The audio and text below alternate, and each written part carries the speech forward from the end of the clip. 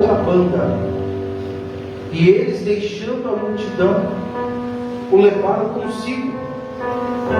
Assim como estava no barco, havia também com ele outros barquinhos. E levantou-se grande temporal de vento, e subiam as ondas por cima do barco, de maneira que já se enchia. E ele estava na polpa, dormindo sobre uma almofada. E despertaram-no, dizendo-lhe: Mestre, não se te dá que pereçamos? E ele, despertando, repreendeu o vento, e disse ao mar: Cala-te, aquieta-te. E o vento se aquietou, e houve grande bonança. E disse-lhes: Por que sois tão tímidos? Ainda não tendes fé? E sentiram um grande temor, e diziam uns aos outros: Mas quem é este, que até o vento e o mar lhe obedecem? Amém? Pode se assentar em nome de Jesus. Desocupando as suas mãos, dê uma linda salva de palmas ao Senhor.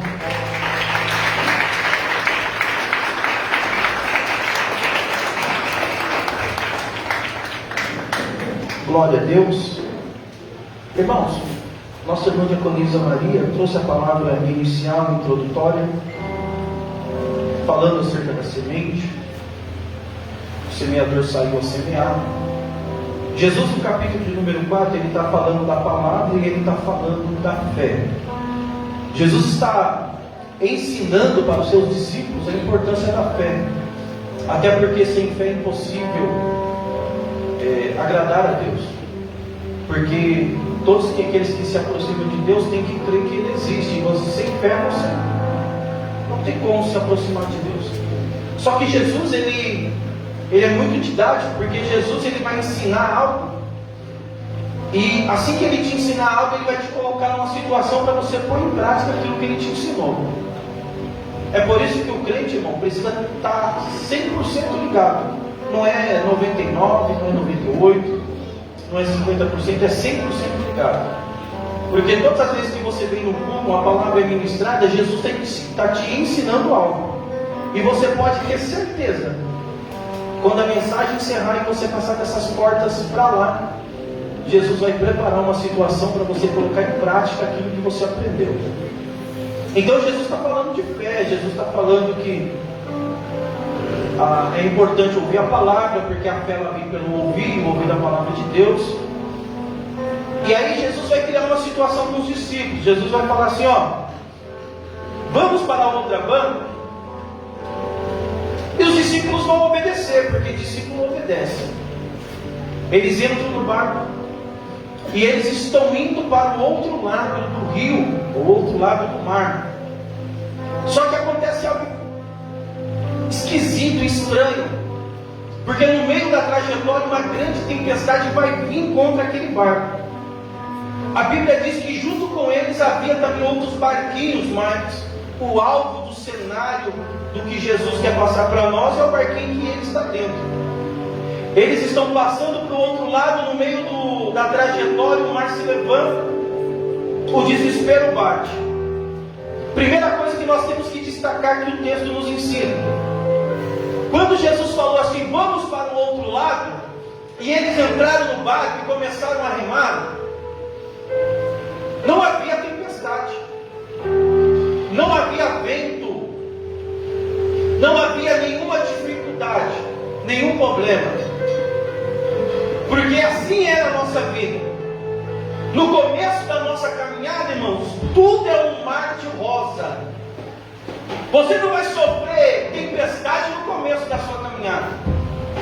Você não vai se deparar com problemas que vai te fazer recuar no começo da caminhada. Você já percebeu que quando uma pessoa se converte, se torna até chato? A pessoa está toda hora perguntando: vai ter culto quando?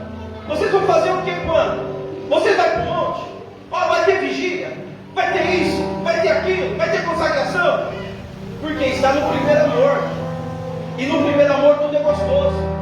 No primeiro amor parece que está indo de vento em polpa. No primeiro amor parece que você não precisa nem remar, o barco vai sozinho. Só que o problema não é no começo, o problema é no meio da caminhada. Porque quem te viu começando, levantando a mão, aceitando Jesus, vindo aqui na frente, confessando que Jesus é bom, Jesus salva, Jesus cura, liberta. Quem viu você saindo da sua casa com a Bíblia debaixo do braço, e outra hora você estava no boteco, outra hora você estava brigando com a esposa, outra hora você estava gastando dinheiro em bingo, está olhando para você e está dizendo assim, é fogo de palha. Não vai permanecer, não vai. Só que você vem um dia, uma semana, um mês, um ano, tudo vai bem. Só que você vai chegar no meio da trajetória. E no meio da trajetória, o mar tem por obrigação se levantar contra a sua vida. As mesmas pessoas que outra hora viu você caminhando e achou bonito, não acreditou, mas achou bonito, falava, não vai muito longe. É crente agora? Não vai muito longe não. Já vi muitos começar e parar. Já vi muitos desistir. Tem uns que ainda falam assim, eu também já fui crente, agora não sou mais. Não vai continuar. Só que quando vê que você está continuando, porque tem uma ordem sobre a sua vida, e você precisa continuar, porque quem mandou você ir, não é homem para que minta, nem filho do homem para que se arrependa. Quem mandou você ir, mandou, mas não te abandonou, foi com você no barco. Aí as pessoas, irmãos, vão começar a criar meios para ver se você retrocede. E você já percebeu que as tempestades que acontecem na nossa vida nem sempre é sobrenatural. Às vezes é porque algo que foi formado por outras pessoas nos colocou no meio, e aquilo formou uma tempestade. Só que quando eles entram no barco e eles estão indo, ninguém se preocupa em saber aonde Jesus está. O evangelista vai dizer, olha, todos entraram no barco, Jesus foi lá para a parte mais baixa do barco e ele está dormindo, encostado com a cabeça de uma almofada, está no texto. Está todo mundo no barco, enquanto a tempestade não vem, está todo mundo cantando, assobiando, marcando churrasco, está todo mundo falando do jogo que aconteceu, está todo mundo falando que o time não está bom.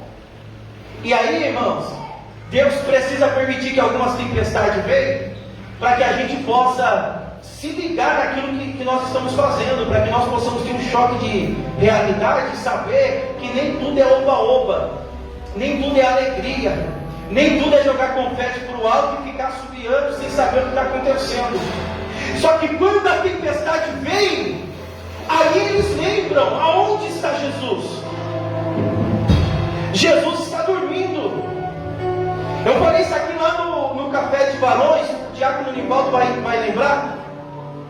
Quem mandou ir foi dormir. E quem recebeu a ordem para ir, tinha que fazer a mesma coisa que o mestre está fazendo. Era tempo de também dormir, descansar em Deus. Só que em vez de dormir e descansar em Deus, está acordado. Só que quem está acordado está vendo coisas que não era para ver. Ah, Jesus.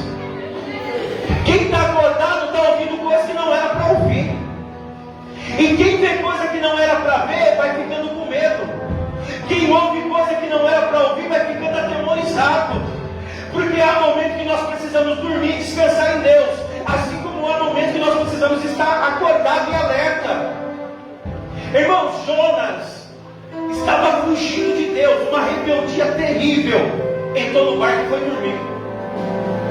Um rebelde dentro do barco está dormindo. E os discípulos que andam com Jesus estão acordados. Só que quem está acordado está que nem eu, que está sentado na janela. E há um perigo de estar sentado na janela. Porque quem está sentado na janela está vendo o que acontece fora e o que acontece dentro. Não consegue se concentrar no que acontece dentro e não consegue se concentrar no que acontece fora. Só que isso vai dar uma sonolência. Os discípulos estão dentro do barco, Jesus está dormindo. Era para eles dormir, mas eles estão acordados. Porque o problema não é dormir, o problema é dormir na hora que não é para dormir. E o problema é estar acordado na hora que não é para estar acordado. Pastor, mas se eu não estiver acordado vai acontecer isso, aquilo outro, vou perder o controle da história, vou perder o controle da vida, vou perder o controle da minha casa. Irmãos, em vão vigia o sentinela, se o Senhor não guardar a cidade. Se Jesus mandou você ir, vai, descansa nele, vai, irmãos. Se Jesus mandou fazer, não importa como vai acontecer, não tem o recurso, não tem problema, Jesus vai enviar o recurso. O problema é que você acordado não vai adiantar nada, pelo contrário, vai piorar a situação. Eles estão acordados, olha para a tempestade, vão chamar Jesus. Eu imagino Jesus acordando. E Jesus, se na hora que ele mandou ir, estava uma calmaria, era só eles dormir que eles não iam ver o que ia acontecer, eles iam chegar do outro lado. Você já percebeu que quando você entra no ônibus, você está cansado e um ponto da sua casa é longe? Tem hora que dá uma cochilada, e quando você cochila, você até passa do ponto. Mas quando você está acordado, com pressa, doido para chegar em casa, parece que o ônibus não chega de jeito nenhum. Porque acordado você vê coisa que não era para ver, sua atenção sai daquilo que é de fato importante. Jesus acorda, e quando Jesus acorda, irmãos, eles vão liberar uma palavra que vai bagunçar com a situação deles. Ele vai falar assim, ó, não te importa que nós perecemos? Irmãos, não é qualquer pessoa que está falando com Jesus, são discípulos. São pessoas que viu Jesus multiplicar pão e peixe. São pessoas que viu Jesus ressuscitar mortos. São pessoas que viu Jesus, irmãos, transformar água em vinho. Ele está olhando para Jesus e está dizendo para Jesus assim, olha, não te perturba que nós perecemos. É como se estivesse falando assim, nos chamou para fazer o que estamos fazendo, agora nós estamos perecendo e você está aí dormindo. Irmãos, discípulo falando com o mestre desse jeito, parece que não conhece o mestre que tem. E é um problema, irmão, trazendo para os nossos dias. Claro que aqui no Ministério Vale da Bênção não tem, graças a Deus, mas ovelha que bate de frente com o pastor, liderado que bate de frente com liderança, pessoa que está louvando a coisa mais linda, mas basta o regente falar assim, ó, não vai você que vai puxar, é outro que vai puxar, pronto, já fala, desse jeito eu não quero. Pessoas que falam assim, olha, se eu fosse o pastor eu fazia diferente, se eu fosse a pastora eu fazia diferente. Tudo bem, não é, então engole e obedece. Irmãos, os discípulos estão batendo de frente com Jesus. Os discípulos estão falando para Jesus assim, você até falou de fé no capítulo 4, você até mandou a gente ir para o outro lado, a expectativa é chegar do outro lado, mas você não falou que vinha uma tempestade no meio do caminho. Aí é Jesus falando assim, mas é porque eu estou querendo que você aumente a sua fé, porque aquilo que nós passamos e vivemos não é para nos destruir, mas é para que nos faça amadurecer. Pastor, mas pode vir tempestade para quem Jesus está no barco? Claro que pode, e vai vir. A tempestade não vai vir para quem está fora, para quem não tem Jesus no barco. A tempestade vai vir para quem tem Jesus no barco. Nem que você precisa chamar Jesus e falar, Jesus, um caminho está acontecendo na minha casa. E Jesus vai falar, ah, homem de pouca fé, ah, mulher de pouca fé. Mas ele não vai te abandonar. Sabe por que a tempestade vem? Fala assim, ó, pastor. Não, irmão, foi todo mundo embora, só ficou dois na igreja e fala, pastor. Por quê? A tempestade vem sobre a minha casa. Para você ver quem é quem. Porque quando tudo está bom, irmão, você não sabe quem está do seu lado. Quando você está trabalhando, as contas estão em dia, você está chamando todo mundo para o churrasco, está todo mundo batendo nas suas costas falando assim, você é o cara, nós estamos juntos. Aí Jesus fala assim, eu vou deixar uma tempestade balançar o seu barco, para você ver quem é quem, vou revelar quem é e quem não é. Porque é na hora da necessidade que Jesus revela quem é falso. É na hora da prova que você vai ver que tinha pessoas do seu lado com interesse. Pessoas falsas não são que nem martelo, e você é que nem prego. falsas é assim: você não sabe, mas está falando mal de você. Você não sabe, mas está defamando você. Está dando tapinha nas suas costas, está falando assim: estou contigo e não abro.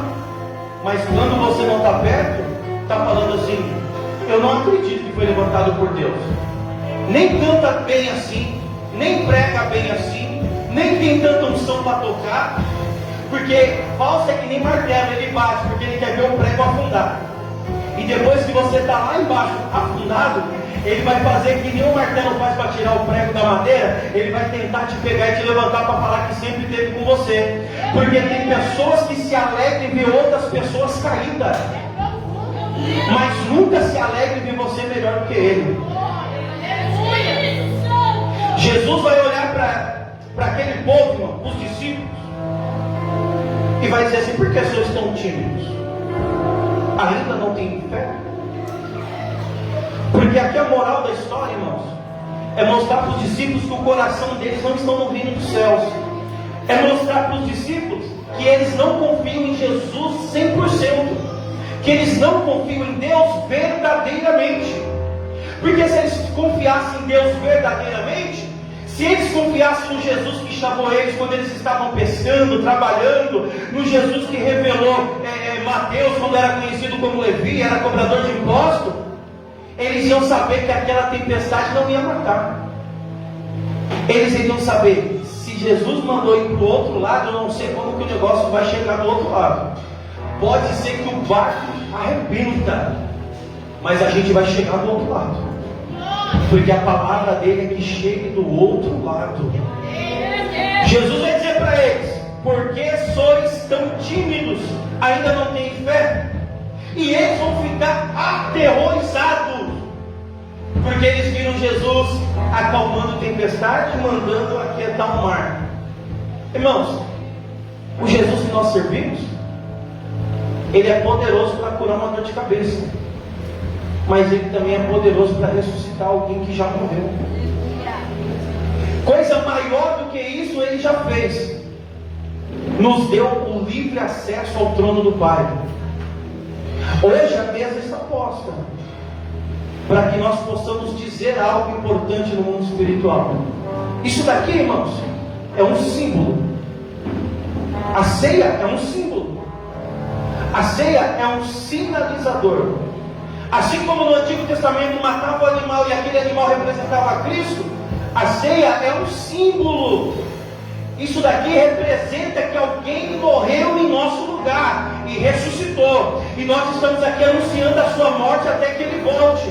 Quando nós comemos o pão, quando nós bebemos o suco, nós estamos dizendo: ele morreu, ressuscitou. Eu estou anunciando a morte dele até que ele venha. E eu estou dizendo para o mundo que eu estou no mundo, mas eu não faço parte do mundo. Eu tenho comunhão com ele. Eles ficam surpresos pelo aquilo que Jesus fez.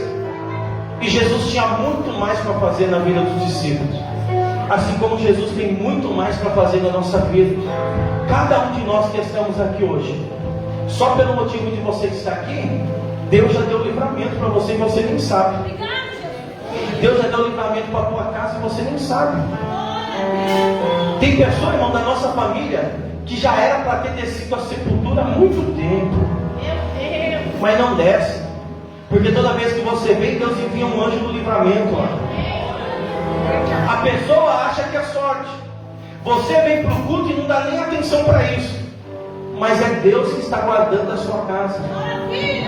Isso já é motivo para quando as portas se fecharem, ou quando a enfermidade bater na tua porta, ou quando alguém tentar puxar o seu tapete, ainda que nós não somos crente Aladim que fica voando em tapete, mas se alguém tentar puxar o seu tapete, irmão, não se preocupa. Jesus está no controle da sua vida. Jesus está no controle da sua casa. Grandes coisas já fez o Senhor por nós.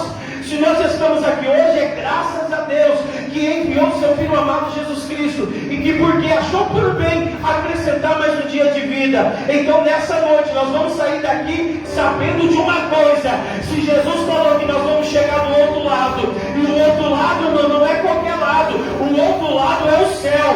Se Jesus falou: vocês vão para o céu, não importa o que aconteça. Pode macumbeiro fazer macumba, pode o feiticeiro fazer feitiço, vai gastar dinheiro, vai investir naquilo que vai perder, porque ainda que o mar se levante nós vamos passar por cima do mar, mas nós vamos chegar do outro lado.